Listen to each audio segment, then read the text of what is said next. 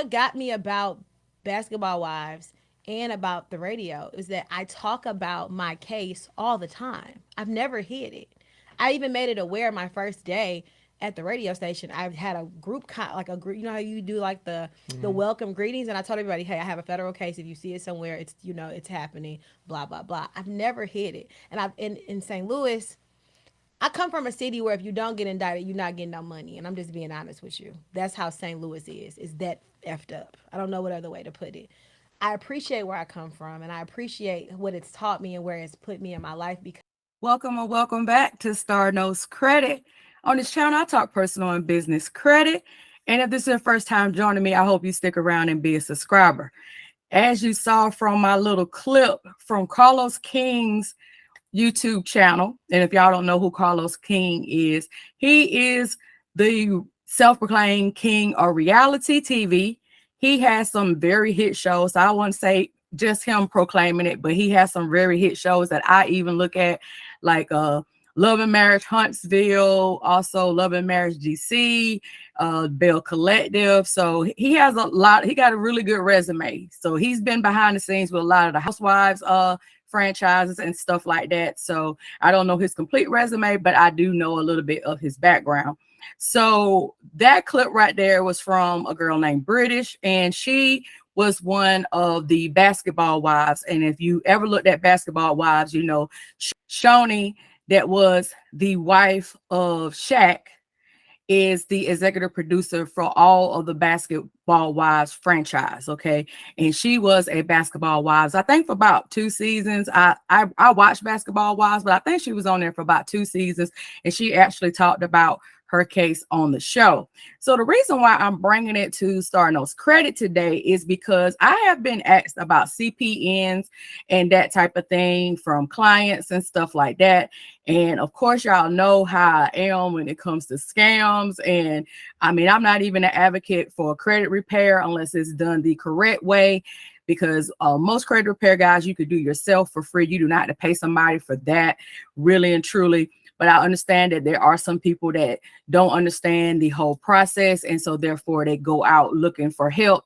And a lot of times like almost 90% of the times you're going to run into scammers that are trying to do a backdoor method or some type of illegal thing. And because this lady right here is a celebrity and she got in trouble for using a CPN amongst other things that she have done to get herself indicted with a federal case, I wanted to do a reaction video on this because we're in the age right now where social media and us looking at reality shows and stuff like that, you tend to want to live the life that you see portrayed on TV and on social media. Now, I'm not one of those people, but I know a lot of people that do. That's why we got all this plastic surgery stuff going on right now with the BBLs and fillers and all kind of stuff that people are doing to their bodies, to their faces and everything, because they're trying to look like people that they see on TV. They want to live this life. They want to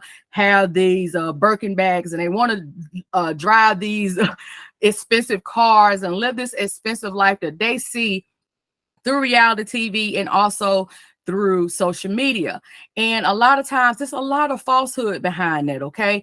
People that have real money are not as flashy as you would think. Okay. There's a lot of silent and quiet money out there. Okay. I live in a town that has a lot of old money in it, and you don't see those people around. And I'm pretty sure, like, the big names like Rockefellers and the Rothschilds and stuff like that, you don't never hear about them in the media. You don't, because people that really got the bag, they're not talking about it. They move in silence. But I hate to say us, but a lot of us, we love to show what we have. Okay. And a lot of time that could be to our detriment, especially if we're not doing it the correct way when we are acquiring these materialistic goods. Okay. So I want to do this walkthrough because of what she's talking about is in the financial space.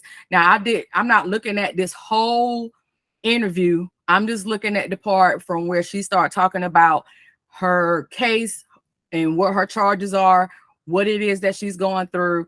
And we're going to do my reaction, and we're going to talk about some things. And then I also got some articles that I want to pull up. So this video today is going to run a little bit longer than my normal videos. Just sit back and let's get it going.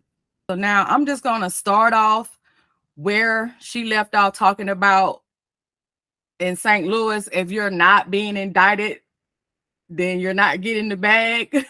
That's not a good thing to say, for the town of St. Louis, Missouri. That's not a good thing to say, that people there are not getting the bag unless they doing some shady stuff that can possibly get them locked up doing federal time. Okay, so I don't know if she want to just say that for the whole state.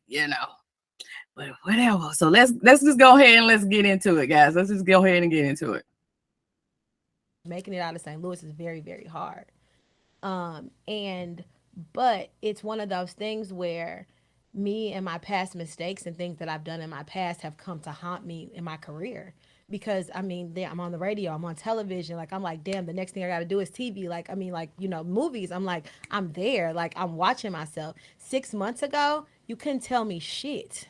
I'm watching my career go where I needed to go, and then all of a sudden it was gone. Like I mean, that particular thing was gone, and then I realized as these 6 months have been transpiring, because that happened May the 24th, is that you have your own plans and you might come up with what you want to do, but God has other plans for you.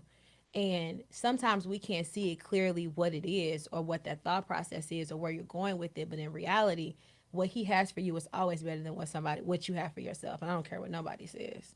So let's talk about that because you were going through a federal indictment, right? Mm-hmm. Being in court. You recently pled guilty.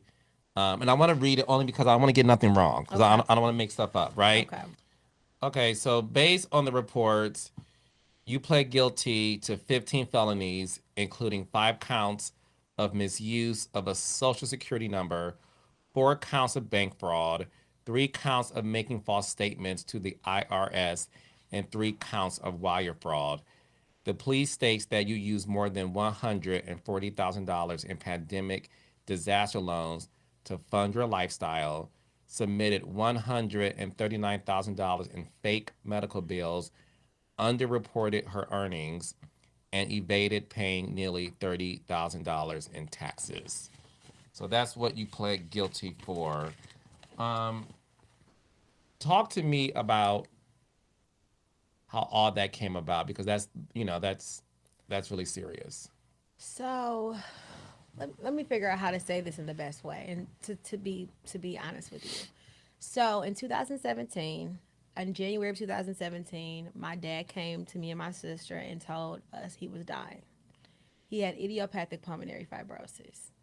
Um, my dad is who raised me. He was the closest thing that I had to a mother and a father. And that year was very difficult for me. Back forward to all of that, I used to have a very, and I don't, no one even knows this besides like my family and friends. I used to have a very, very bad gambling problem. Horrible. Like when you think about people and think about people being on drugs or people being, having, being alcoholics, I don't think there's anything worse than gambling because you think that you can constantly make this money or you think you could take this money and make it into this and make it into this and make it into this and make it into this. I had a gambling problem that was so bad that I don't even understand how no one knew, if it makes any sense. um Lorenzo had stopped working around that time. We almost lost our house Because of your gambling be- addiction? because of gambling. It was bad. It was very, very, very, very bad. It was horrible. Were you And spending money out of the joint account and the money he would? I was spending money from his money. I was making money, spending my money. I had a problem. Okay. And in 2016, I banned myself off the casino in Missouri because we have like six casinos. And I didn't gamble for like a year. And then I went and I would start going to Illinois to gamble because it was right across the water. And I did that for like a year. And then I banned myself off. And since 2017, I can tell you that I've gambled maybe 3 times. Like I gambled once a year in Vegas or something. And that's it. It was really an addiction that I literally had if and on top of having my lifestyle and you know just everything that I was used to doing and having this addiction was horrible. I remember being just at Christmas one year and losing almost $50,000 like in 2 days. It was horrible. So that addiction had a lot of domino effects to things that would occur. My I just wanted to stop real quick and just say that she is telling the truth on this part, because addiction shows up in different ways to different people. And let me just say, I've never had an addiction other than I love to eat. But I didn't recognize what addiction looks like that was not drug related or alcohol, like she was saying, related. But my mother had a shopping addiction. Like my mom would shop in lieu of paying her lights or in lieu of paying her rent and stuff like that. And I wouldn't know it. And as close as I was to my mom, and I would go to her house and stuff like that, I didn't know it until she was about to be put out. Or I would go to her house and it's dark and she's got candles lit. And she worked every single day. And but I would see new bags and stuff. And I didn't live with her, but I would see her hiding the stuff. You see what I'm saying? And so, and I love my mom. My mom passed away in 2011. And she lived with me several times because she could not get a hold of it. You know, she couldn't get a hold of it to the point where she was just completely out of control with the shopping, with the spending. So that happens. It happens. And it's sad. And at the time I had never dealt with that. So I didn't know what was the right course of action, you know, for that. Because, you know, if somebody is a drug addict, you will want to get them in rehab. If they're alcoholic, you want to get them in some type of alcoholic rehab or something like that. So there's different rehabs for those type of things when it comes to a substance. But what about when it's something psychological? When you're talking about shopping or those type of things that could cause you, or even what she was saying, a gambling addiction, especially when it's dealing with money. What do you do? Where do you go for that type of help? And if y'all know, please leave it in the comments, because I mean, with the gambling and with the shopping addictions, and you know, there's a lot of things you can put an addiction on, but those two right there, things that are dealing with money, you know, I would just want to know where would you go to get help? And if any of y'all know, if any of y'all are any professionals and stuff, where would you go to get help for those type of addictions? And please leave that in the comments if you know. So let's go ahead and let's get back to the video. my father was dying. My sister was still in college. I was helping him with her tuition. My my dad ended up going to the hospital in May. He was in the hospital for 3 months. He died July of 2017. And then during these times of him passing, he left me and my sister insurance money. And I took the insurance money and I was like, okay, you know, I'm going to do right by this, you know, because I wasn't gambling. So that didn't matter. And I was like, hey, I want to get some kind of like, I didn't have good credit. I was like 25, 26.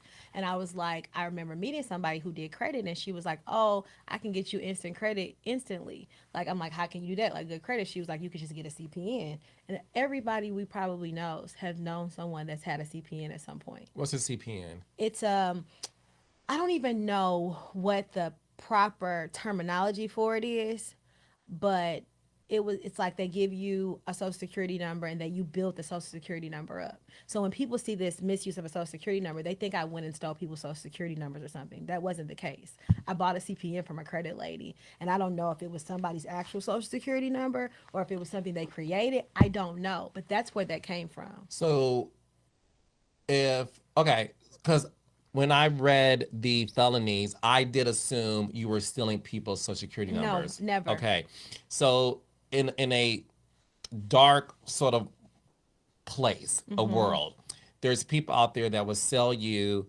social security numbers, whether it's fake or it could be from a person who's alive or a person who's dead.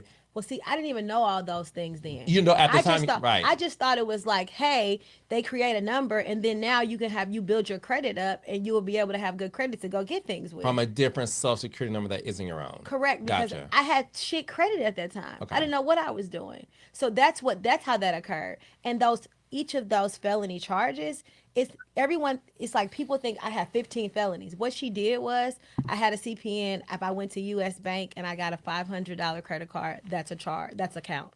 If I went to um, Navy Federal and got $1,000 loan, that's a count. She made each thing a count, even though to make the I don't know if it was to make the amount to add up because off the CPN I think I got $12,000 or whatever it was. Did you know it was illegal when you were doing it? No, I did not. That I did not know. Okay. I didn't know at all it was illegal. And I known these were the repercussions for it, I would have never done it. Although I was at a time where my father was dying, we were about to lose our home, Lorenzo wasn't working, and I was like, I figure out what to do to get us to the next step so that we don't lose everything. And half of it was more than half of it was my fault because I was gambling so bad. And I think that after that occurred, I was like, whatever. And in the process of that, I met someone who kind of lived in that dark world. So she was like, oh, you can like, I got somebody you can like just put checks in an account and like blah, blah, blah, or whatever it is. And I'm like, oh, for real? Like nothing. Like, oh, okay, you could do that. Like these are the things. And the last part of my indictment is me claiming my little cousins on my taxes. That's why they said that I lied to the IRS. Was helping my cousin. Now I'm gonna stop it right there before she get into the tax part. My issue with her saying that she did not know is, have y'all ever heard of the term ignorance is no excuse for the law? And that's why she got charges, because ignorance is no excuse for the law.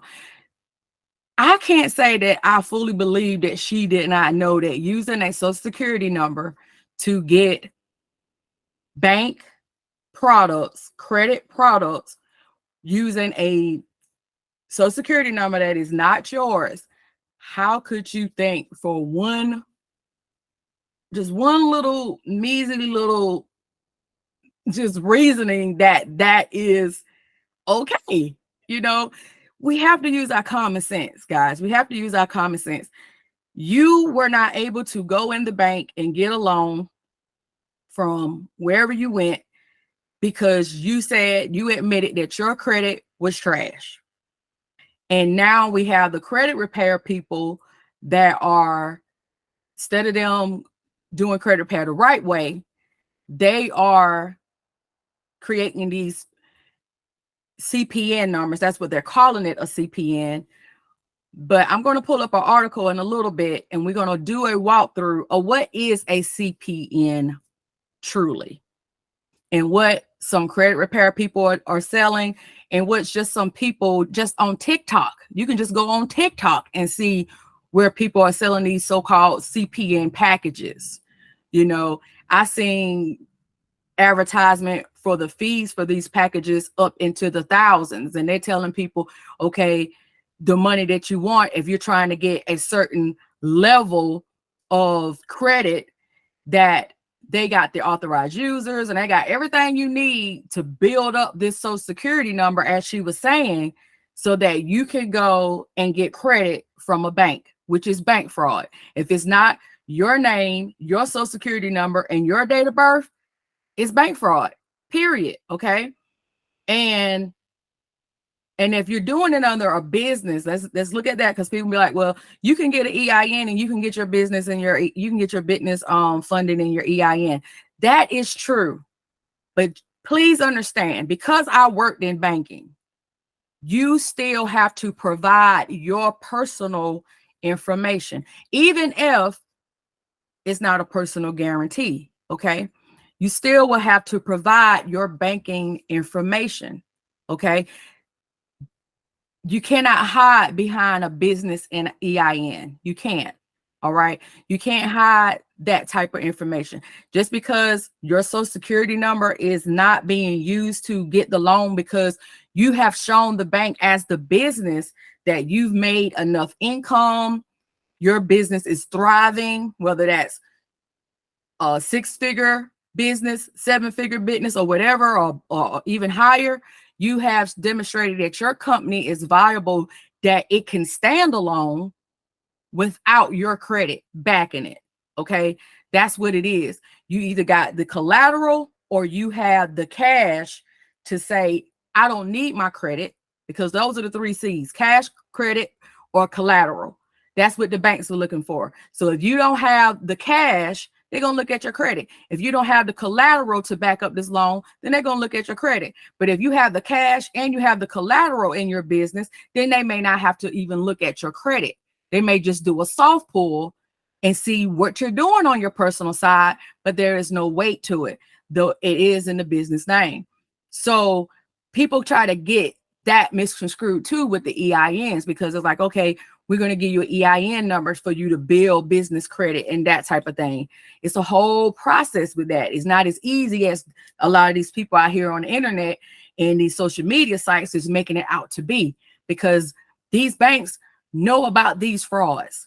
What kills me is a lot of these people that are doing these things, that are selling these CPNs and doing these backdoor things, and as you said, living in the underground world of scams and fraud.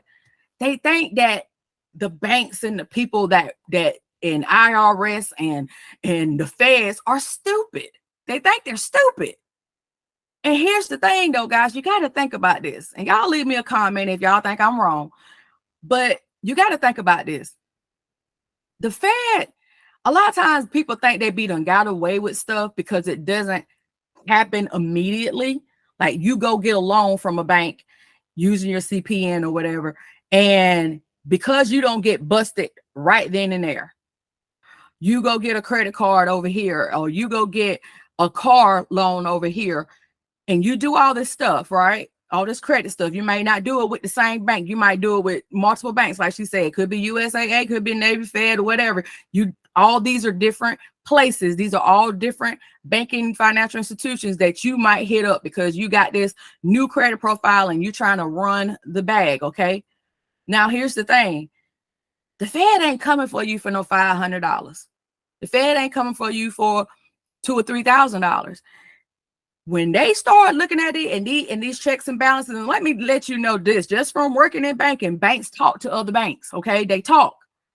It was plenty of times when I used to help do loan processing and stuff like that, and we look at a credit report and the credit report doesn't look good. And so we would call the previous bank that's on the credit report just to verify that what we're looking at is what they had. Okay. So a lot of times you thinking that you're going and getting stuff removed, and they're not checking the back end. They're not doing their due diligence and checking the back end. And when they discover that it's fraud, here's the thing. It's not going to be a call to you saying, hey, you frauded us, we're calling you. No, the next call is going to be to the FBI, to the government, that we got this going on. And when they start investigating, they're investigating the entirety of it. So then they are building a case. Okay. A case is being built against you, whether you know it's going on or not. But they're letting you bury yourself deeper and deeper and deeper, because in your mind, you got away with the scam. You got away with the fraud. So you're steady going to different banks and getting this and getting that and thinking, okay, this credit repair person that I got the CPN, they legit, they own their crap, because I was able to get this car. I was able to get this credit card with American Express. I was able to get this. I was da. Okay. So you thinking that you done got away with it. But let me tell you, just from firsthand experience, when it gets caught, it ain't if, it's when it gets caught. And it gets turned over to the authorities, because they ain't calling you. They're not going to call you. I'm telling you, they're not going to call you. They're going straight to the authorities because they don't want you to stop doing what you're doing because they're pretty sure you still out here moving and shaking. And then they're trying to figure out who are you connected to so they can take them down too. Okay. The Fed ain't going for the small fish. They going for that big kahuna, honey. They want the big kahuna. They want to make sure when they take you down, they got all the I's dotted and all the T's crossed. And they want to make sure that they're going to get all the bread and they're going to try to take you completely down. Completely down. They ain't playing around with that. And I want y'all to understand, if you don't know, especially if you were younger, because she said she was 25 or 26. If you were younger, let me let you understand. If you don't know anything about the prison system. And the only reason why I know, not from first-hand experience, I ain't never been to jail, but I got a lot of folk in my family that done been to jail for being out there doing, street pharmaceuticals, okay? We ain't got to go any more deeper than that. So you got your state time and you got your federal time. State time, here in South Carolina anyway, you can do a certain amount of a percentage of your time and you can get out early.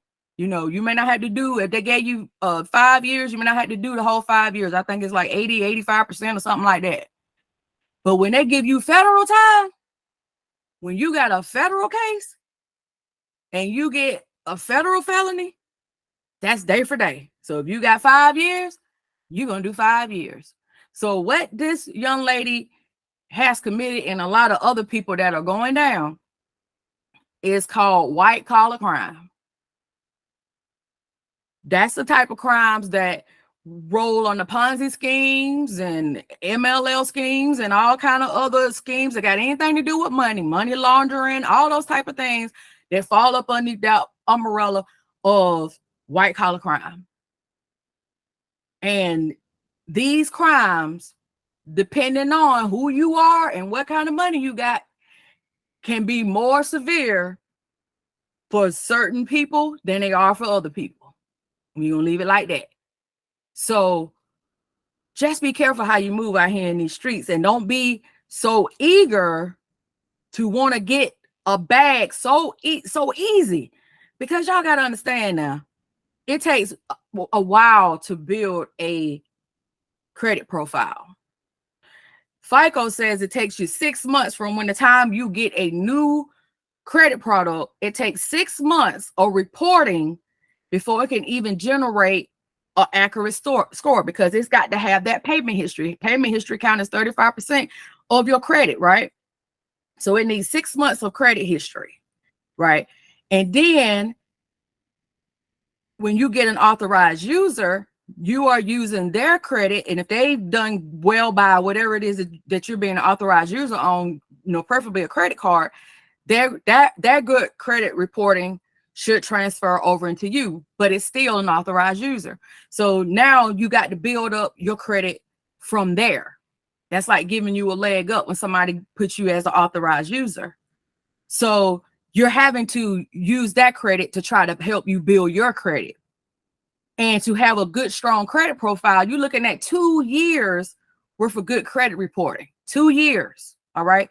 And with FICO 10T may or may not be coming into effect for a lot of institutions if they decide to implement it. We know that FICO 10T said that it will calculate data all the way back 2 years to come up with your score. It won't even be looking at the most recent of recent, but all the way back 2 years to get the average of your score from 2 years back. So having a late payment 12 months ago can still affect your credit score with the FICO 10T model. Okay. It weighs less with the FICO 8 and the FICO 9, but the FICO 10 will go back 24 months. Okay. So depending on what credit that they're pulling to, what's going to hurt and what's not going to hurt your credit score. Okay. But I don't want you guys to be out here saying, and somebody give you a number, if you go to a credit report, a credit repair people, and they try to give you a number and it's not your social security number. I don't want you to be like, oh, I didn't know you couldn't do that. She just saying that This lady saying you could put a check in a checking. Oh, you could do that. If you got to say, oh, you can do that, that's because you knew that you couldn't do it. Okay? Because if you knew you could do it, you would have done it. So saying, oh, you can do that, that lets me know that you knew you couldn't do it. Okay? So ignorance is no excuse. Okay? Ignorance is no excuse to the law. They could care less. There's been plenty of times people done got arrested and they like, I didn't know I could do that. Ignorance is no excuse. It's no excuse, guys. So let's get back into it. Let's get back into it. Didn't take care of her children at the time. They were living around the corner from me and I was helping with it. And she was like, hey, can you claim, your cousins on your taxes this year? You can whatever, pay me for it or whatever. She's like, because I owe every year, I'm always gonna owe. And I don't know. I come from St. Louis. I come from the hood, if that makes sense to say. And we never knew that was something you go to jail for because you claim your cousin or your niece or your nephew on your taxes. This is people really haven't looked at my indictment to see really what I got charged with, because that's what that misuse of the wire fraud was, because the IRS. That's another thing. Ignorance is no excuse, honey. Everybody and that grandma should know that it is against the law to carry kids that is not your own as dependents, or that you take care of and can prove that they live with you and that you take care of them. They may not be your own flesh and blood children, but there should be some proof saying that you have taken care of them for the majority of that tax filing year. And I know, but you need to stop blaming everything on Polo St. Louis, honey. St. Louis is taking a hit on here. I'm from Baltimore, and I know things go on, honey. I'm not saying that. It's a lot of stuff that go on in our community, okay? But you finna tell me that when we do those things that we don't know that they're wrong? That's why every year when people go to file their tax return, that gets the earned income credit or the child tax credits, because those are credits that you could get regardless if you pay into taxes or, if your income is taxed, because those are fundable credits. That means that that's not money that you actually had taken out your check. So that's basically free money, okay? Free money. Even though there's nothing in this world free, that money's coming from the middle class taxpayers, but it's free money, okay? And so every year when you're claiming the earned income credit, and that's because earned income credit is because you did not make enough money for whatever your tax bracket is, and where they say you're supposed to be. It's kind of like filling in that gap, okay? And these right here can be very lucrative credits depending on how many kids you are claiming, right? So every year, like this year, January 29th was when you could start filing your tax returns. The IRS, feds, and everybody else know that the ones that are scamming or trying to beat people to claiming kids, they be the first one claiming. They be the first one filing their taxes. So they hold those returns. Those first returns that come in early, they get held the longest. They get held the longest because they are checking everything. They are making sure that whatever child you got on that tax return, they making sure that that is a child that you've either claimed before or that you have proof that you are the person's, providing their care, providing their living, for the majority of the year. Okay. So people just act like these things are stupid just because you don't get caught immediately. When you mess around, I know one time, and I don't know if they still do this or not, because I don't get the earned income credit. But I know at one time when I was in school for accounting and I had to take tax accounting for a semester, they would penalize you if you did something and you claimed to earn income credit. You couldn't claim that credit for 10 years if you ever got caught doing something fraudulent, like claiming a child, or that you weren't supposed to be claiming. Like, say if you claim the child could be yours, but then the daddy turn around and claim the child or whatever, and then y'all got to fight to see who has the right to actually claim the child, because who actually had the child the most out of that tax filing year. Okay, so a lot of times you wind up getting penalized, but now they're actually wanting to lock your butt up for this. Now they want to lock you up for it. They want to give you federal a felony for this, a federal time for this. So it ain't, as these things continue to be a problem, the punishment is continuing to escalate, because not being able to claim the earned income credit for 10 years is a good while. That's a long time, because depending on how old the child is, the child might be grown by the time you could claim them again. If it just depends on whenever you got caught, when claiming the child that wasn't supposed to be yours to claim. Okay, so we got to start with the ignorance of everybody doing it, or I ain't know I couldn't do it. I didn't know, or we've been doing it for years. People been doing this my whole life. I grew up in the hood. Everybody, we gotta stop that, y'all. We gotta stop that, because ain't nobody trying to hear that no more, and definitely not the feds. They is not trying to hear that. But so let's continue. Put $3,000 in my account. They wired $3,000 in your account, but because it was fraudulent due to the fact that you were claiming your cousin's kids as your own, they considered that wire fraud. Well, what they did was they said you lied to the IRS because you didn't take care of them 6 months straight. Then they said because we gave you $3,000 and we took it from the IRS account and put it in your account, that's wire fraud. The feds can do whatever they want to do. I hate to tell people that. They really can. What about the PPP loan? My PPP loan, $47,000, and I was my only employee. I did it correctly. But what she said was your taxes that you used from 2019 are fraudulent because you claimed your little cousins on them, so that makes the loan fraudulent.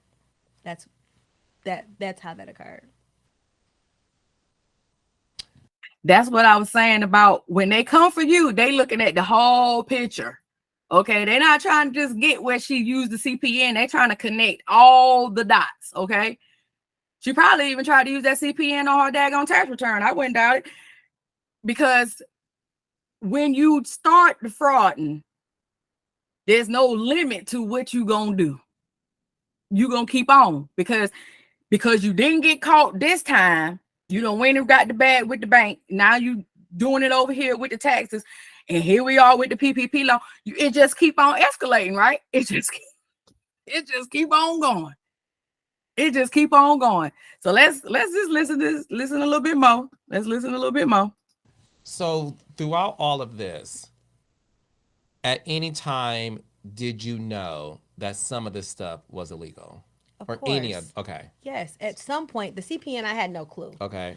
But of course, I don't think my mind said this is illegal, you could go to jail for it, because I watched so many people my whole life do it.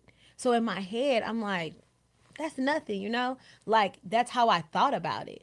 But after I realized what I actually had did, I was like, that's fucking illegal. What I learned through the whole process is the IRS is on the wrong side of ever, whatever it is.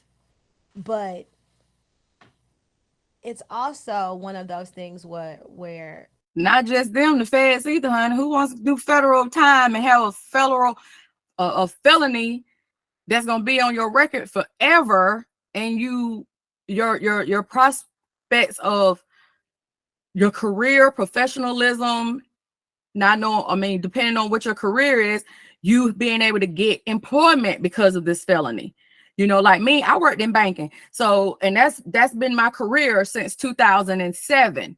So if I was to go out here and do some fraudulent crap that's going to get me a felony white collar crime offense, I would not be able to go back into a profession that I went to school for, business and accounting. I would not be able to do that anymore, because that would completely take me out of that job market. Because when you go to work at a bank, they check in everything. They checking your, I mean, I've even had Fed fingerprints done on me, okay, to work in a bank. They checking every single thing, honey. They're going all the way back. They're going all the way back. Some banks will. So, and depending on what other financial institution or whatever type of financial things that you are doing, they got to check to make sure that you're not out here that could be handling people's money and you got a problem. You know, you got some type of problem. That's why they even check your credit, because if your credit is that bad, then they call it a trust issue then, because they're trying to figure out, can they trust you to be around all this money? Okay. And you not trying to slide a couple of $2,000 packs in your pocket because you stretch for cash. You know what I'm saying? So it's a lot of things now. It's a lot of things that go on behind in the financial scenes that, like she said, just because we know these people down the street or whatever, they've been doing it for years and they ain't never get caught. But then here come you and you get caught. And then now you realize that it was illegal. But you knew, like she said, she knew it was illegal. She like, you don't know about the CPN. Yes, you did. You knew if you're not using your social security number that it's illegal. You cannot not know that. I mean, come on now. I mean, it's like, really, you know, I try to give people the benefit of the doubt, you know, but it's hard. It's hard because sometimes we just got to use our common sense. That's what it was given to us for, y'all. Common sense. Sometimes you just got to stop and use your common sense. Now, let's get into it. People deserve consequences for mistakes and things that they make. It's just that the consequences need to add up to the crime is my thing. And when I walked into court on October the 24th, and I was sentenced to 4 years in jail, 5 years probation, and full restitution for a nonviolent crime, for a crime that when it comes to white collar, that's not a lot of money. To the point where they added my salary onto my restitution from the radio station because they said that I filed exempt. So that was illegal too. Like they just, it's one of those things where they were just, I was like, uh, and I think the thing that hurt me the most about the situation was that they blatantly told me, we are doing this because of who you are.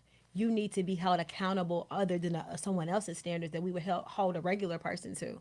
And I watched the sentencings of people being sentenced, and I'm like, this lady stole $4.8 million. She got 4 years. How do I have this in 2 years probation? Another lady stole 900,000. You gave her a year and a day. You're telling me that I deserve a harsher sentence because of who I am? Who told you that? The feds? Yeah.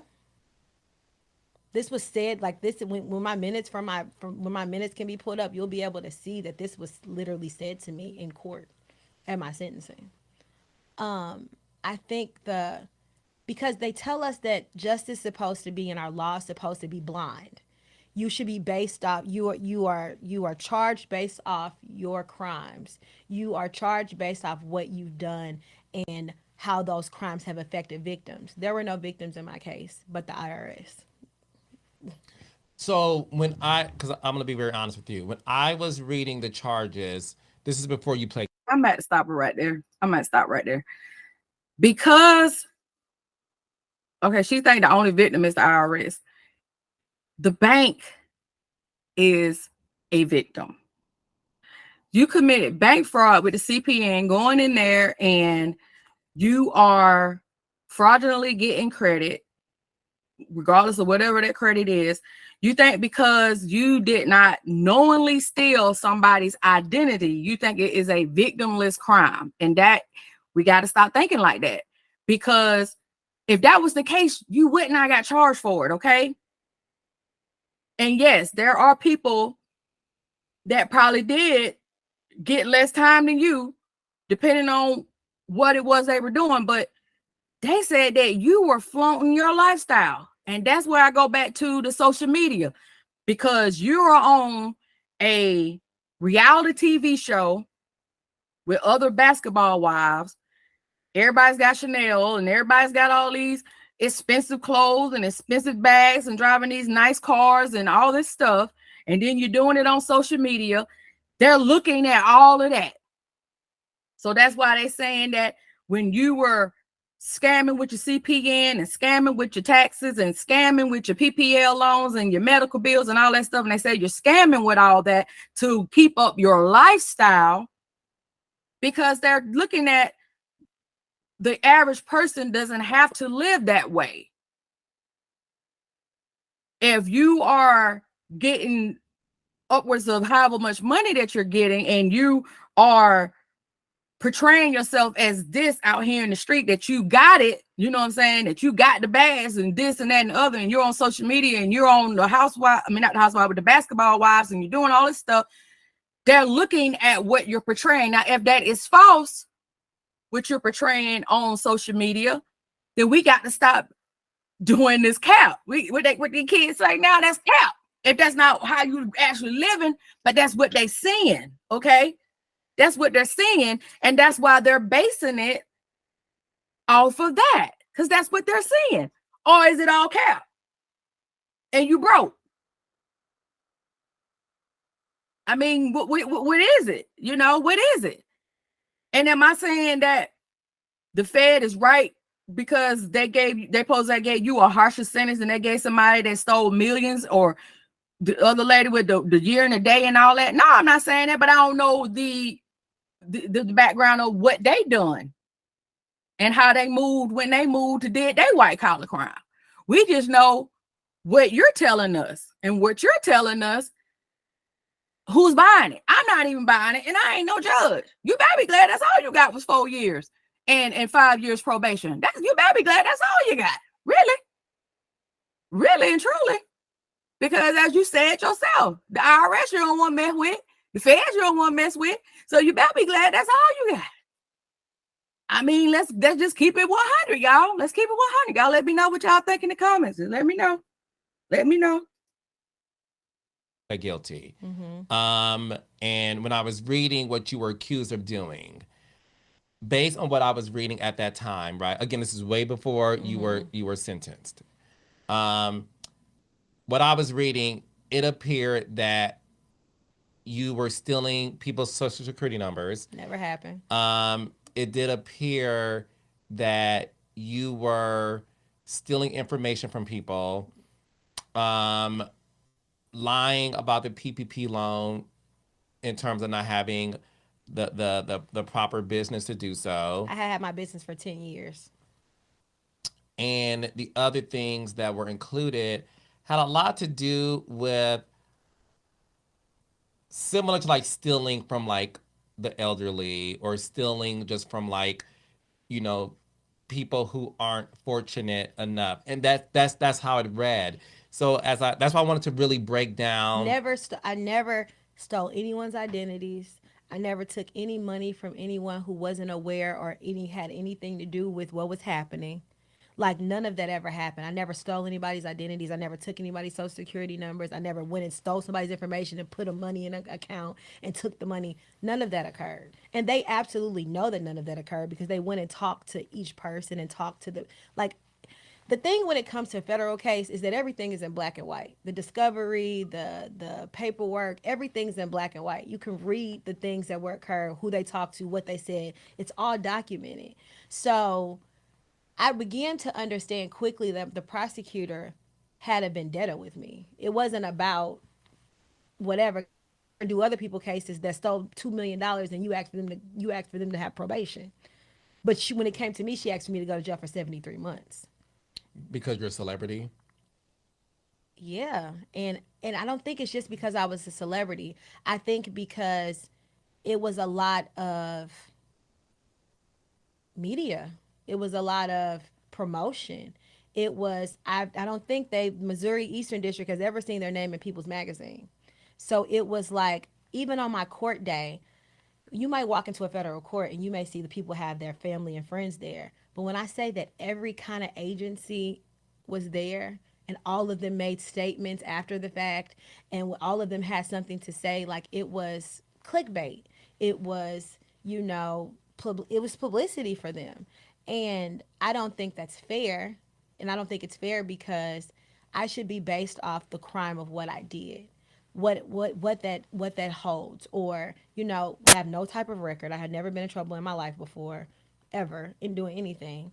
And the crime wasn't a violent crime, and the crime wasn't something that affected victims or affected other people's lives. So it didn't, like, I watch people that, like, oh, they do like the elderly thing where they stole $8 million from them, or another person, I took $30 million from the banks or something like that.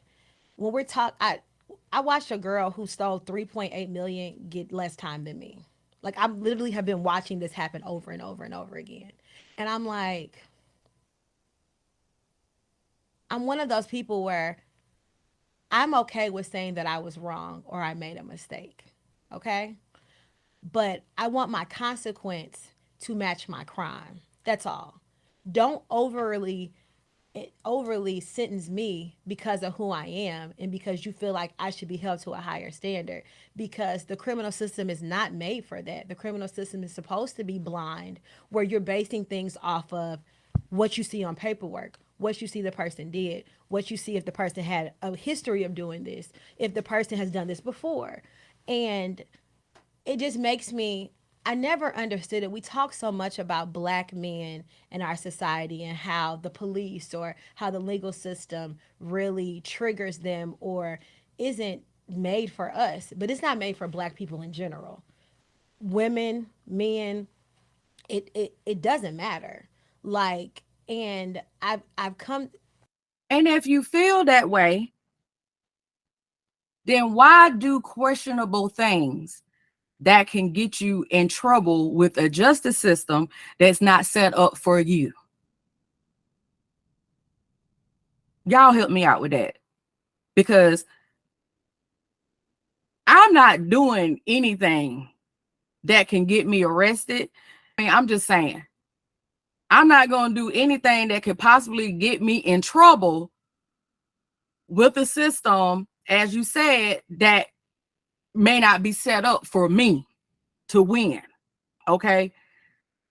So if we know this going in, then why are we keep continuing to do things and putting us in situations like the PPP loan scams and frauds and stuff like that?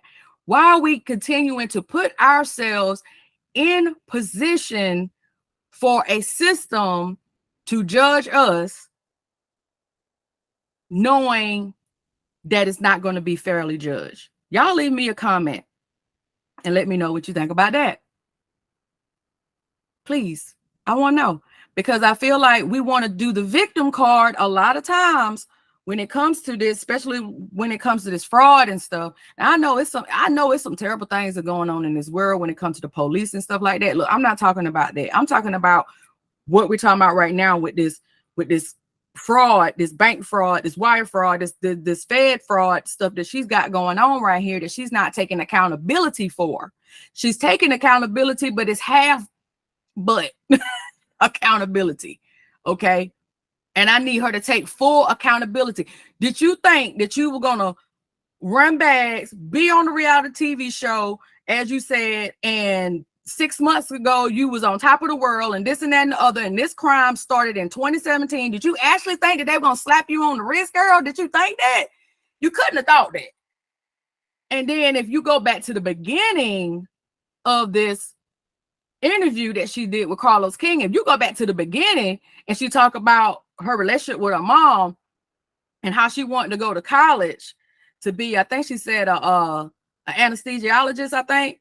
And because her mom didn't work or something like that, she was going to use her income to get her student financing or whatever for the college, where her mama wouldn't do it willingly. So what she did it fraudulently. She filled out the paperwork fraudulently on her mama to get her student loans or whatever kind of loan she needed. I don't know if it was a federal loan for her to get student aid or whatever it is for the college. And she said when her mama found out about it, her mama said, you ain't gonna, you did all that in my name, you gonna give me no money? And because she didn't give her mama no money, her mama called the school and said she didn't give her permission to do that. She could have gotten in trouble then. She could have got in trouble then. So no, you don't have a record per se on the actual court docs or whatever that's saying that you did that, but you done it to your mother. Now, regardless of like your mother's relationship and how she treated you or how she wasn't there for you, your daddy raised you and blah, blah, blah, that's okay, whatever. That don't give you the right to go and fill out paperwork in her name to get loans, even if it is for school. That don't give you the right to do that. It doesn't. It doesn't. There's not, to me, there's no such thing as a righteous crime. A crime is a crime. A crime is a crime. It doesn't matter if you stole $30 million from the bank with bank fraud. It could have been 10,000. It could have been 5,000. It could have been 1,000. It could have been 100. It doesn't matter. When you steal money from the bank, it's just like you walking in and robbing the bank. You're just not a masked person with a gun demanding money over the counter. That's the only difference, is that you're going in, you're filling out a credit application, knowing that the information is not yours. It might be your name, it might be your date of birth, but we know, you know, the social security number is not yours. Okay. You knew this when you were filling out that application. Okay. You knew this. So you had to know that that's not right, because check it. If it was right, everybody would be doing it. And if everybody was doing it, it can't be a crime. Okay? It can't be a crime. If everybody's doing it, if everybody, when they screw up their social security number, they can get a second chance by going to a credit repair place and getting a CPN, and everybody know you can do that, and it's a known thing. Everybody and their grandma been doing it for centuries now. They've been doing it forever. Ever since credit been inception. They would, in this world, they would have been doing it. Okay? So, it's hard for me to be sympathetic to her, because she lacks accountability to me. Y'all leave me a comment, let me know what you think. But she just lacks accountability. I never understood it until I sat in it and watched it happen to me, if that makes any sense. You know, we see people like, I come from a community where I have a lot of people that went to jail for selling drugs, or maybe they shot somebody, or, you know, they look at these things as terrible because they are things that are horrible for our community. But when we look at, you know, people who do things that are nonviolent, we look at, oh, blah, blah, blah. You know, I'm not trying to be funny, but I mean, Teresa Guidance and her husband stole millions of dollars, and she got 15 months in jail and went to jail for 11 months. I don't get it. Teresa from Jersey Housewives. Yeah, I don't get it. Like the Chrisleys, 6 years, and they stole millions of dollars. Even though it was it was millions of dollars, and they affected a lot of other people's lives. Every day I have this conversation with myself. Every day I say to myself, damn, if I knew these were the consequences to the things that I did to try to survive, I wouldn't have done them. And one thing that I hate that I see is people's like, oh, she was trying to keep up with the Joneses, or, oh, this is just for her to buy bags and purses. I'm like, no, absolutely not. This was me trying to make sure my sister could finish her master's degree from Northwestern. Me trying to make sure that we didn't lose our house that was in foreclosure. Me trying to make sure that, you know, that we were okay. Lorenzo didn't work for like 3 years. Like, he had went to a point, and I might stop her right there. All that what you're saying, as far as why you done it, because you were trying to be there for your sister, trying to keep your home from going in foreclosure, all those things. Maybe, just maybe, the judge might have been sympathetic to that. But before you even got to this part of the interview and saying these things, I mean, I know you talked about your dad and stuff like that, but you said the main catalyst from your crimes was because you had a gambling problem. You said that 2 days before Christmas, you lost 50 stacks, $50,000. The source of your crime was your gambling problem. Your gambling problem was the reason why your house was going into foreclosure. You said this, 10 minutes ago? How long ago it was when you first started out this conversation? Talking about this crime, talking about the whole case and stuff. So it's hard to be sympathetic when you told us that you've had a gambling problem, and that was the cause of a lot of your financial woes. You said this. So you trying to help your sister, that's a noble act, but you can't do it by stealing. You trying to keep your home from going in foreclosure, that's a noble act, because you got to have somewhere to go, but you can't do it from stealing money from the bank. You can't do it by stealing PPP loan money. You can't do it that way. You can't. You just can't. We can't continue to think that we got to get over to get ahead, and whatever get over means to you, whether that's frauding, scamming, scheming, doing whatever it is that you know in your heart is not right. And you're praying that you don't get caught. That's it. You're just praying that you don't get caught because somebody over here did it, because such and such over here did it. The credit repair lady said that she probably did it for umpteen million people and they've never had a problem until you came. And now it's you. And now it's you. So they make an example out of you. And like I said, you said you got 4 years and 5 years of probation. They should look at and see how many of those charges, because you got individual charges, like you said, 15. How much time do each one of those charges could carry for each one of those charges? What was the totality of time you could have got if they had did each charge and ran each charge consecutively? That's what I would want to know. Y'all leave me a comment. Let me know what you think. A lot of people could probably relate to this if they've dealt with an athlete before. Once they retire, they don't know what to do most of the time. And they go into these depressions where they are just at a point where they don't know what to do. And I wasn't going to just allow the entire family to just fall to the wayside. And I took it upon myself to do things that I didn't think I was going to go have a 9-year sentence for, if that makes any sense, ever. Even some things that I didn't know were illegal, then things that I did know that were illegal. You're gonna get caught. I never would think this would be the consequence. Did Lorenzo know what you were doing? Yeah, somewhat.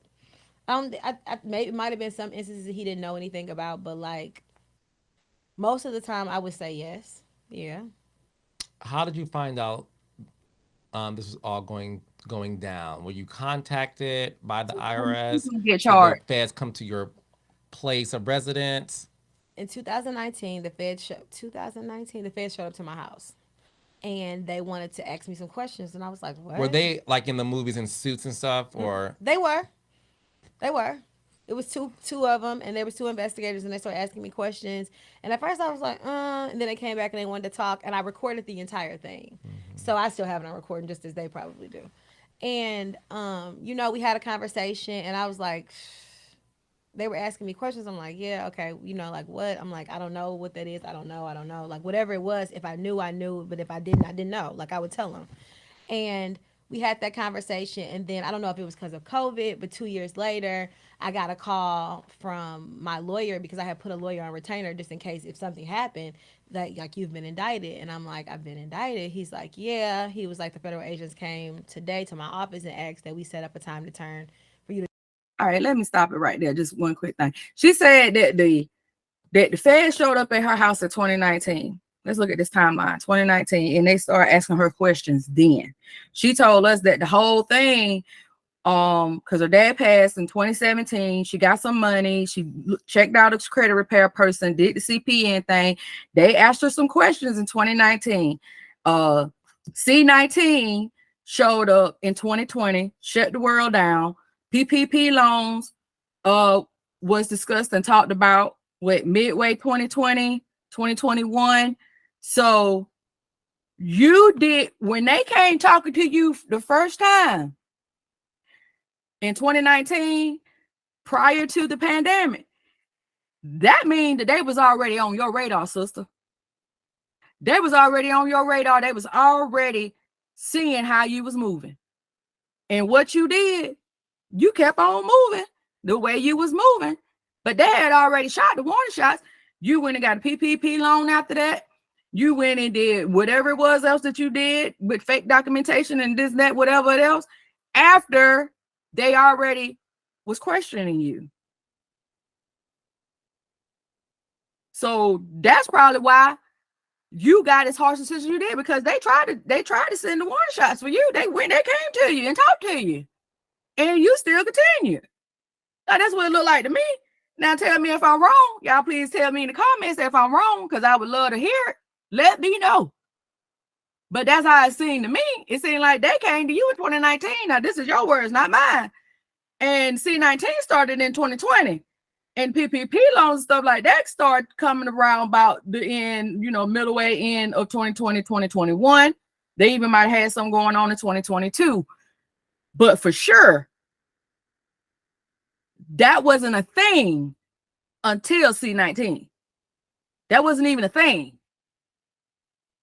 Nobody was getting that prior to that. So if they came to talk to you in 2019, then you continue to move the way you was moving out in the streets. You didn't stop it. That's just my opinion. Y'all let me know. To turn yourself in to be able to do it. And I'm like, okay. So he sends me the indictment. I look through my indictment. I'm like, I'm reading through it like this is. I'm like, these are the things that they have on my indictment, and I'm like, I'm trying to. The indictment itself was like, I don't know, $45,000 maybe, what they had come up with, because I don't understand how they come up with these numbers. They had, even with my restitution, they said tax invasion. You haven't paid taxes since 2020. But how did you come up with these numbers? How do you know how much I made? Like, I don't get it. Like, you see what I'm saying? So it's one of those things where it's fucked up. I don't know what other way to put it. This is a really, really. Well, when you got the PPP loan, then you have to provide like tax documents to the loan providers showing about your business and what your business make, what your business net, in order for you to get the amount of aid that they was going to provide for you. So that's how they came up with your income, was off your tax return. Because like you said, they looked at your tax return and saw that you claimed your cousins and whatever else. And that's how they got you. So they looking at all of this. If you're not a W-2 employee, which you wasn't, the only way to know what your income is to look at your taxes. And you said you had checked exempt when you was working at the radio station. So, girl, messed up situation. And I want to be that fighter.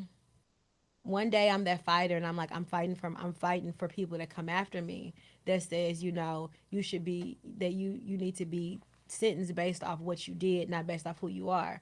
And the next day I'm like, just turn me in. I'm ready to go. Like, just it's a constant up and down roller coaster. I don't even know what other way to put it. One day I'm good, the next day I'm not. One day I'm happy, the next day I'm not. It's in moments, and it goes in and out. And now that I'm fighting for the appeal and fighting to get to a more fair sentence for me, it's like doing it all over again. What does a fair sentence look like for you? What would be fair in your eyes in terms of a sentencing this should be good. Probably if he would have gave me a year and a day. in jail? When am I going? Because then that's like, you need to be. I'm not a person that thinks I'm above the law. I'm not a person that thinks that I don't deserve to have some type of consequence. But I have changed my life dramatically from whatever that was then. Even when the judge was talking, he was like, "You did these things from 2017 to 2020." Well, it's 2023, and I'm at a different place, and God has blessed me to be in a different place. Now, am I saying that all of my things that I did before should be erased because now I'm a better person, or because now I have been transformed. No, I do think that I have very much so learned from my mistakes. But, it's just so I never understood the injustice in the law system until now, until this last 2 years of my life, and I've watched how they do things and how they can create things and how they can make things up, and they can do whatever they want to do. And you have to have a fighter or a lawyer or someone there to fight for you, because if you don't, you I even now I have come to the point where I have gotten so absorbed with fighting and seeing what people are have going on. All right, so I'm going to stop her right now. I want to read something from y'all from Investopedia, because this girl ain't gonna take accountability. You just said you've been doing this from 2017 all the way up through 2020. You said the feds came knocking at your door at 2019, but it didn't stop you from doing a PPP loan scam in 2020. So whatever. Let's go on over here. I want to do this. I want to read this article to you guys about the CPN. I want to read this article to you because I want you guys to be known. If you are a subscriber to SKC, I want you to know what not to get yourself into that can get you locked up. And if you are a Black and brown person as myself,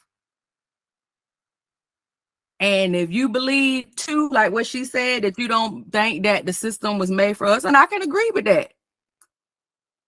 But I also will say that we should not be putting ourselves in situations where we have to be judged in an unfair justice system as well. Accountability is so important. Choices have consequences, and we can't say what those consequences are going to be, especially if we're not the one on the other side that is calling the shots of what those consequential actions are going to be. So you can't say, well, because you did your fraud that you shouldn't get but a year and a day for it, when the feds came knocking at your door in 2019 trying to figure out what was going on. So let's do this. I'm gonna link that video down in the description if you want to continue to watch the rest of it, but she was giving me a headache. I'm sorry, guys. She was giving me a headache, like legit giving me a headache. Cause I just can't do people that don't like do accountability. Now I have a hard time with it. I really do. I have a hard time with it. I mean, not just looking at the television, but in YouTube and stuff, but just in my regular personal everyday life. If I got people around me that don't want to be accountable for their actions and want to be the victim and always pulling the victim card for whatever reason because they do stuff that mess their life up, you want to blame it on everybody but yourself, I have a problem with that. So let's look at this. Okay, so this article is from Investopedia, one of my favorite go-to places for financial information, personal financial information, investments, and all kind of stuff. But let's look at this. It says, can you get a personal loan with a CPN?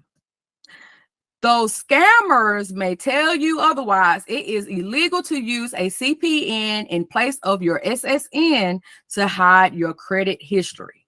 Okay, they may tell you that all this is legit, but as she said, it's in black and white. That is not. This article is as of December the 7th of 2023. Okay, so this is a recent article. All right, so it says having bad credit can hold you back from financial opportunities such as taking out personal loan, but you can take steps to improve it. One option you might consider is to get a credit privacy number or a CPN, an option offered by disreputable credit repair companies. However, using a CPN can have serious legal consequences. Okay, what is a credit privacy number? A CPN is a 9-digit number that's crafted to look like a social security number. Fraudulent credit repair companies might try to trick you into buying a CPN as an alternative to putting your own SSN into a personal loan application. But a CPN is most likely a stolen social security number, which means you could be committing fraud when you use it. A good credit repair company will not offer you a CPN, okay? Let me say that for the people at the back. A good credit repair, if you're going to use a credit repair company, they will not offer you a CPN or any other type of fraudulent scheming crap to get the credit that you're trying to get, okay? How does a CPN work? If you're trying to repair your credit score and history, a company might try to sell you a CPN to use on a credit application. The idea is that a CPN hides your bad credit score or any bankruptcies on your credit report from potential lenders or credit issuers. However, CPNs are able to do this because they're actually social security numbers that belong to other people, often those stolen from children, prison inmates, or senior citizens. Okay. And you know what was funny? When Carlos was talking about he read it, said that he thought it was from older people, whatever. And that might be a part of when they probably investigated the CPN that she used. It could have been attached to a senior citizen or something like that. And maybe that's why, and it could have had that kind of wording, but of course, we don't have the paperwork in front of us right now. But that could have been what the wording was. And that might be why Carlos thought that she had stole somebody's identity that she knew. But based on this article, those are how CPNs are created, okay? You see the big old warning right here. It says, warning, if you have a bad credit history, you might be tempted to use a CPN, but taking these shortcuts will only hurt you more in the long run. How are CPNs different from I-10s and social security numbers? CPNs are visually similar to those individual tax identification numbers in that there are 9 numbers with dashes between them at specific intervals. Unless you're facing special circumstances, such as being the victim of identity theft, you will have the same social security number for your entire life. And while social security numbers and I-10s are government issued and legit, CPNs come from predatory companies that are a marketing product they're promising will help you when it actually will just make you party to identity theft. Okay, so here's the thing. In order for you to get a different social security number, I mean a legit social security number, they sit here saying such a victim of identity theft. And when I say identity theft, I'm talking about your thing is so messed up. I mean, it is so messed up that they had to give you another social security number because whoever stole your identity, it was no coming back from it. And the best thing that they could have did was just give you a whole new slate. And that's from the Social Security Administration. That is legit. Government issue. That's the thing. Government issue. Your girl over here at the tax repair place ain't working with the government. Your boy over here that is doing it off TikTok ain't with the government, honey. Okay. That's how you know. That's how you know. Where you getting these numbers from, bro? Where you getting these numbers from, sis? You ain't no government body. Okay. That's what I'm talking about.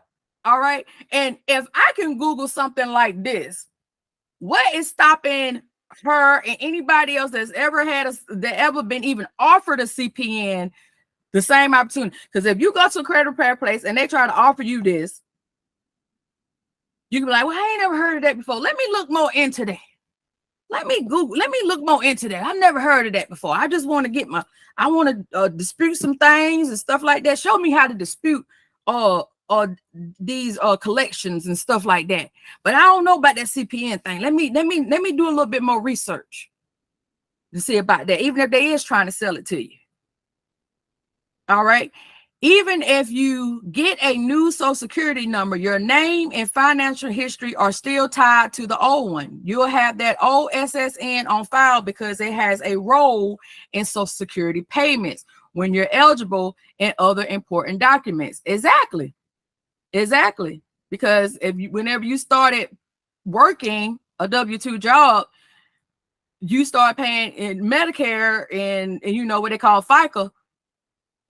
So it's tied into that if you ever were to have to tap into that.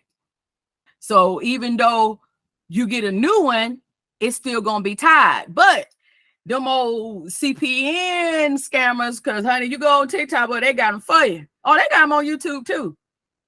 Telling you, you know, you got to make sure that you're using stuff that is not linked to your old number. So that means you got to get another address. You got to get, you can't use anything that's linked to anybody that's connected to you, like your grandma address or your mama's address. You can't use none of that that can possibly link back to your old social security number. You can't do that. I seen a gal on TikTok tell people to go on Zillow and just find a house on Zillow and just put that address down. Legit, I saw that. All right, so here you go. Can you use a CPN to get a personal loan? While technically you can use CPN to secure a personal loan without providing your own social security number or ITIN, that doesn't mean it's legal. Typically, the CPN you're given is someone else's social security number. If discovered, you could be arrested and charged with identity theft or fraud. All right. How to avoid credit repair scams. Now, this is the good part. Fixing your credit is a long-term process. There are rarely quick fixes to bad credit. If someone is trying to sell you something that seems too good to be true, it probably is. Look for signs of credit repair scams, which may include required upfront payments. Any company that charges you an upfront fee before providing a product or service is usually not a legitimate company, and it's illegal. And I'm going to link that from the CFPB. A credit repair company cannot charge you for credit repair services until they have rendered the service, and it's got to be 6 months after they rendered the service, and whatever the said thing that was supposed to have been removed from your credit has to stay off of your credit also for 6 months. Okay, it has to also stay off your credit for 6 months. So they cannot charge you before you see the results. And that's 6 months from the time that they say, okay, I got that collection that you had with T-Mobile removed. And you can go on your credit report and you can see that it's removed. You still don't have to pay them until 6 months from then to make sure it stay removed. Okay. All right, here's the number 2, being encouraged to lie. If a company tells you to lie on credit applications, avoid contacting any of the major credit bureaus or dispute information on your credit report. Even when it's accurate, you are likely dealing with a scammer. Okay. Number 3, not understanding your rights. According to the Credit Repair Organizations Act, credit repair companies are required to explain your rights to you, how long changes could take, and what you'll be financially responsible for. You'll also legally have 3 days to cancel any services without facing charges, which legitimate companies are also required to tell you beforehand. Okay. Now, they do have some government approved list of credit counselors right here. And then they got some ways to help rebuild your credit. Let's get down here. Y'all know I talk about that. I got plenty of videos, especially at the beginning of my channel, telling you what to do to build your credit. All right. So what happens if you use a CPN? Right here. A CPN could potentially be someone's social security number. If you use one, you could be committing identity fraud. There's a chance you could be arrested and serve time in prison for identity theft. What you can legally do with a CPN. Using a credit privacy number could get you in legal trouble. Using one to hide your own bad credit history will likely mean you're committing fraud. Selling a CPN is also illegal. Okay. I don't care what they told you down the street or at your place of credit that is all legal. You just got to make sure you doing it the right way. Ain't no right way. It's illegal. Okay. Are credit repair companies legitimate? There are legitimate credit repair companies, but there are also many that prey on those who are desperate for quick fixes for their poor credit history and scores. If you need help boosting your credit score, you can reach out to nonprofit credit counselors for help. Many can help you for affordable fee or even for free, depending on the service. All right, so let's just get to the bottom line. The bottom line, a CPN comes from a disreputable credit repair company that requires upfront payment for a fraudulent number. There are usually social security numbers that belong to somebody else, okay? Avoid using CPN. Start rebuilding your credit the right way. But no, they don't want to do it the right way because it takes too long. That's the problem. You don't want to do it the right way because it takes too long. And we got to stop wanting this microwave for everything that we want in life. If you know that, okay, it's 2024 now. If you know that you're saving money because you want to buy a home, but your credit is not good, what you should do is you should go shopping with credit lenders, mortgage people, and let them look at it and tell you what you need to do to get qualified. They'll tell you right now, because some things that you think can hold you back might not be what holds you back. It could be something else. So they might say, oh, this collection that was with XYZ medical company, oh, we're not worried about that. But this collection right here that's with T-Mobile, that's only $200. Well, if you just pay that, then we wouldn't even worry about that. Or, okay, you need to get your credit card utilization down under 30% or down under 10%. And then that way we can get your debt to income down. Okay. If you could pay that off, then we'll be able to get your debt to income where we need to be. But if you're not going to look for people to give you the information you need with the lenders that you're trying to do and let them tell you what you need to do, and they might say, okay, we can't do it right now, but if you work on these things, then you come back in a year or two, and by that time, you should be done saved up a good bit of money to put down on this, like 20% or better to put down on this home while you're waiting and doing your due diligence to get your credit right. You can also be getting your finances. So when you do come back to the table, you at a whole better stance. That's credit ready.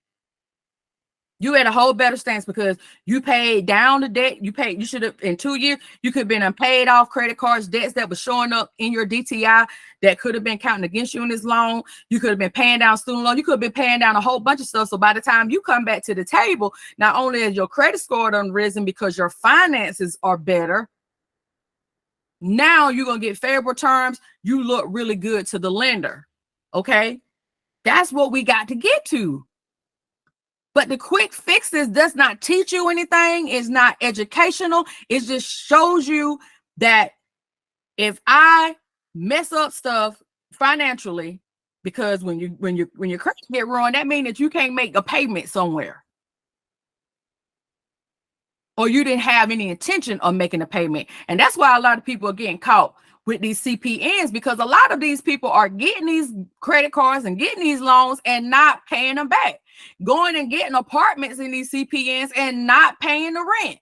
And that's how these CPNs is getting so much oppressed in the media right now, because of the people that are using them that never had intentions of doing the right thing, not even with their own social security number, and running up a bag. And just because it's not your social security number, you don't think it's going to link back to you. That's what it is. That's what it is. And you can look at it how you want to, but that's what it is. You know, like legit, that's what it is. And just one more thing that I want to show you. Even now this is from Experian. What is synthetic identity theft? That's the same thing as using these CPNs. Synthetic identity theft is a special form of fraud, which is a real person's social security number is stolen, and then a name, date of birth, mail address, email account, and phone number are made up and applied to that legitimate SSN to create a new identity. That's what they do with the CPNs. Okay, that's what they do. And they said that these synthetic identity theft can be difficult to detect with traditional fraud monitoring systems. Its most common victims are children, the elderly, and homeless individuals. These populations may be less likely to use credit or monitor their credit history. Okay, so these types, children, elderly, and homeless people, are, when they're stealing these people's social security number, they're flying under the radar with it for a while. Could be, but because this is a thing now, this is Equifax, right? This is Equifax now that know this is going on. This is Equifax that know this is going on. Then you also have Experian. And I'm pretty sure TransUnion got one on there too. And look, this is as early as January the 10th of this year. Okay. And they're talking about it, such as false names, date of birth, and addresses. So, you are creating a new identity with these CPNs. And then y'all thinking that nobody knows that this is the thing. Once you have fabricated these fake Social Security number identities, criminals use the fake identity to commit financial fraud, credit fraud, and government benefit fraud. But I saw on TikTok where they telling you, okay, don't try to get no government stuff in it. Don't try to get your Section 8 and nothing. Don't try to do that now. Just go to the bank. Just go to the bank now and get you some credit cards and stuff now. But don't be doing that with the government with that stuff now. Don't be doing no government benefit stuff now. Don't do that. That's for sure gonna get you in trouble. That's a for sure red flag right there. You can't make this stuff up. I swear to God, you can't. But I'm about to get off of here, honey. Y'all give me what y'all think. Give me what you think on this topic about the CPN stuff and how people getting busted. People, just before I go, people thought that the PPP loans were free money. That's why you got so many folks that's going to jail for that now. And you understand that Joe Biden gave them 10 years to investigate on that, honey. So it's going to be a whole bunch of people that thought they got away with that and Fed building the case on, honey. Okay. Because Joe Biden signed it into law where it was 21, might have been one of the first things he did when he got in jail, to give him 10 years to investigate because of so much PPP fraud.